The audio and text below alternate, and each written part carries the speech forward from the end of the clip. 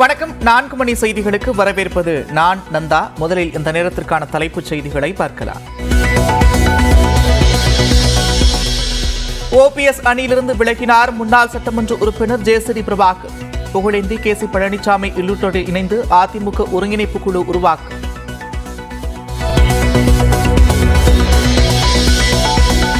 அதிமுகவின் தலைவராக யார் வேண்டுமானாலும் வரலாம், ஒரு குடும்பத்தின் பிடியில் சென்றுவிடக்கூடாது என்று ஒருங்கிணைப்பு குழு நிர்வாகிகள் வலியுறுத்தல்.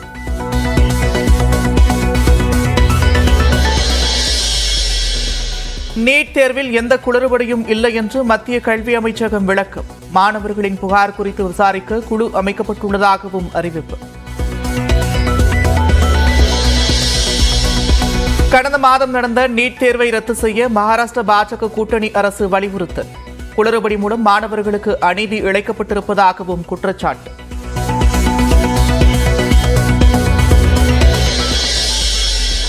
நாடாளுமன்ற காங்கிரஸ் குழு தலைவராக தேர்வாகிறார் சோனியா காந்தி. மாலை நடைபெறும் காங்கிரஸ் எம்பிக்கள் கூட்டத்திற்கு முன்பு அறிவிப்பு வெளியாகிறது.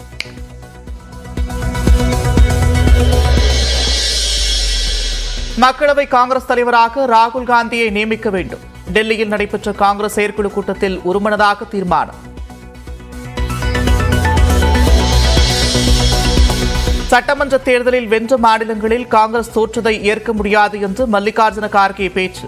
தோல்வியடைந்த மாநில நிர்வாகிகளுடன் தனியாக ஆலோசனை நடத்தப்படும் என்று காங்கிரஸ் செயற்குழு கூட்டத்தில் அறிவிப்பு. நாளை இரவு 7:15 மணிக்கு பதவியேற்கிறது பாஜக கூட்டணி அரசு. 3வது முறையாக பிரதமராக பொறுப்பேற்கிறார் நரேந்திர மோடி.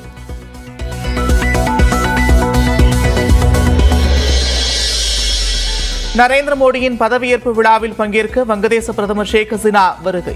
9 நாட்டு தலைவர்கள் கலந்து கொள்கிறார்கள்.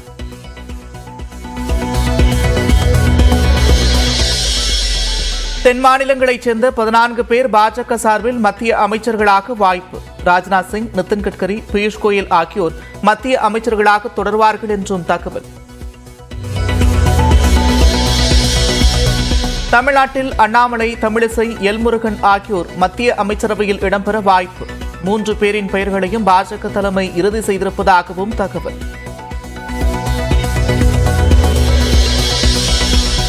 மக்களவைத் தேர்தலில் வெற்றி பெற்ற திமுக எம்பிக்களுடன் இன்று முதலமைச்சர் மு க ஸ்டாலின் ஆலோசனை. கூட்டத்தில் கட்சியின் நாடாளுமன்ற குழு தலைவராக TR பாலு மற்றும் கனிமொழியின் பெயர்கள் பரிசீலனை என்று தகவல். திமுகவின் 40க்கு 40 வெற்றியால் மாநில கட்சிகளை அரவணைத்து செல்லும் சூழலுக்கு வந்திருக்கிறது பாஜக. 40 இடங்களில் வென்றும் பயனில்லை என்ற தமிழிசைக்கு தமிழச்சி தங்கபாண்டியன் பதில். அவர்களுக்கெல்லாம் பதில் அளிக்க வேண்டிய அவசியம் கிடையாது. 40ஐயும் நாங்கள் வென்றதால் தான் இன்றைக்கு நம்முடைய மாண்புமிகு இந்தியாவினுடைய பிரதமர் அவர்கள் அரசியலமைப்பு சட்டத்திற்கு முதல் வணக்கத்தை வைத்திருக்கின்றார். செங்கோலை விடுத்து அரசியலமைப்பு சட்டத்திற்கு வைத்திருக்கின்றார். இதுகாரும் நாங்கள் அசைக்க முடியாதவர்கள், 400க்கு மேல் வாங்குவோம் என்கின்ற பிம்பம் தகர்க்கப்பட்டிருக்கின்றது. அதற்கான முதல் அடியை தமிழ்நாடு கொடுத்திருக்கின்றது. மக்களவைத் தேர்தலில் திமுக பாஜகவை விட அதிமுகவிற்கு அதிக வாக்குகள் கிடைத்திருப்பதாக எடப்பாடி பழனிசாமி பேட்டி. பாஜக பிரிந்து சென்றதால் அதிமுகவின் வாக்கு சதவீதம் உயர்ந்திருப்பதாகவும் விளக்கம். 2019 பெற்ற வாக்குகளை விட 2024 நாடாளுமன்ற தேர்தலில் திராவிட முன்னேற்ற கழக தலைமையிலே இந்தியா கூட்டணி பெற்ற வாக்குகள் குறைவு. 6.32% வாக்குகள் குறைஞ்சிருக்குது. இரண்டையும் ஒப்பிட்டு பார்க்கும்போது அதிமுக தான் கூடுதலான வாக்குகளை பெற்றிருக்கு. பாரதிய ஜனதாவும் குறைந்த வாக்குகள் தான் பெற்றிருக்குது. திராவிட முன்னேற்ற கழகமும் குறைந்த வாக்குகள் தான் பெற்றிருக்குது. எஸ்பி வேலுமணியுடன் கருத்து வேறுபாடு என்று வெளியான செய்திக்கு எடப்பாடி பழனிசாமி மறுப்பு. திட்டமிட்டு குழப்பத்தை ஏற்படுத்தும் முயற்சி என்று சாடல். செய்திகளை ஊடகங்கள் கேட்கறீங்க, அது சொல்லியிருக்கிறாங்க. அது உங்களுக்கு விறுவிறுப்பான செய்தி வேணும். வேணுமென்ற திட்டமிட்டு ஒரு குழப்பத்தை வர வைக்கிறது. ஏதாவது அதிமுக பற்றி ஊடகத்திலையும் பத்திரிகையிலும் செய்தி வரணும், அதை எடுத்து போடுறாங்க. பாஜக கூட்டணியை அதிமுக நிராகரித்ததற்கு உட்கட்சி பிரச்சனையே காரணம் என்று பாஜகவின் ராம ஸ்ரீனிவாசன் குற்றச்சாட்டு. எடப்பாடி பழனிசாமிக்கு தவறான ஆலோசனை வழங்கப்பட்டதாகவும் புகார். மக்களவைத் தேர்தல் முடிவுகளின்படி திமுக கூட்டணி 221 சட்டப்பேரவை தொகுதிகளில் ஆதிக்கம். அதிமுக கூட்டணி 10 இடங்களிலும் பாஜக கூட்டணி 3 இடங்களிலும் முன்னிலை.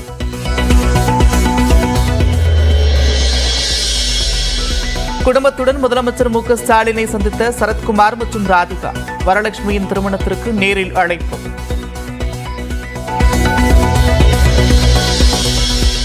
கோவை, நீலகிரி, ஈரோடு, கிருஷ்ணகிரியில் இன்று கனமழைக்கு வாய்ப்பு.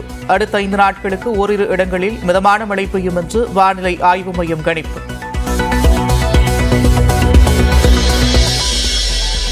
ஒடிஷாவில் தேர்தல் தோல்விக்கு வி.கே. பாண்டியனை குறை சொல்வது துரதிருஷ்டவசமானது.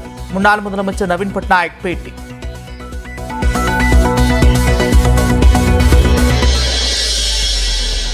ஹைதராபாத்தில் ஆஸ்மா நோயாளிகளுக்கு மீன் பிரசாத விநியோகம் தொடக்கம். நீண்ட வரிசையில் நின்று பெற்றுக்கொண்ட மக்கள்.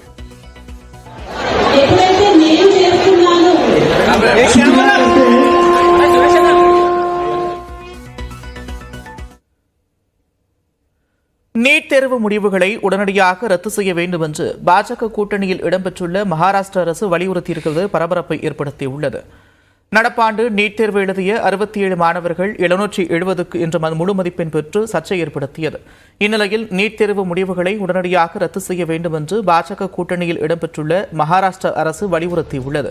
நீட் தேர்வு முடிவுகள் தங்களது மாநிலத்தில் உள்ள மாணவர்களுக்கு அநீதி இழைத்திருப்பதாக மகாராஷ்டிர மாநில மருத்துவக் கல்வித்துறை அமைச்சர் ஹசன் முஷப் தெரிவித்திருக்கிறார். அதிக அளவில் பணத்தை பெற்றுக்கொண்டு நீட் தேர்வு நடத்தப்பட்டிருப்பதாக குற்றம் சாட்டியுள்ள அமைச்சர் ஹசன் முஷப் நீட் தேர்வு குளறுபடி விவகாரத்தில் மகாராஷ்டிர அரசு நீதிமன்றத்தை நாட இருப்பதாகவும் கூறியுள்ளார். குளறுபடியான நீட் தேர்வு முடிவுகளால் தங்களது மாநிலத்தைச் சேர்ந்த மாணவர்களுக்கு இந்த ஆண்டு மருத்துவக் கல்லூரிகளில் இடம் கிடைக்காத நிலை ஏற்பட்டிருப்பதாகவும் ஹசன் முஷப் வேதனை தெரிவித்துள்ளார்.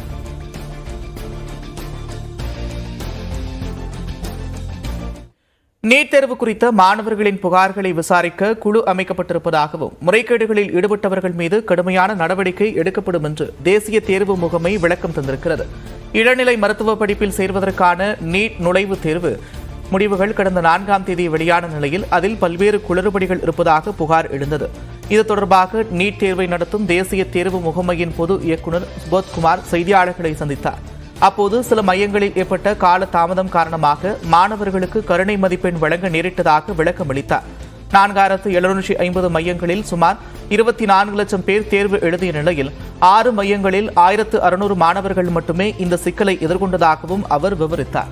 கருணை மதிப்பெண்களால் சில மாணவர்கள் 718 மற்றும் 719 மதிப்பெண்கள் பெற்றிருப்பதாகவும் சில மாணவர்களின் மதிப்பெண்கள் அதிகரித்திருப்பதாகவும் கூறினார். நீட் தேர்வு தாள் கசியவில்லை என்றும் நீட் தேர்வு மிகவும் வெளிப்படைத்தன்மையுடன் நடந்ததாகவும் சுபோத்குமார் கூறியுள்ளார். They will meet soon. I think they should be able to give our the recommendation within a week.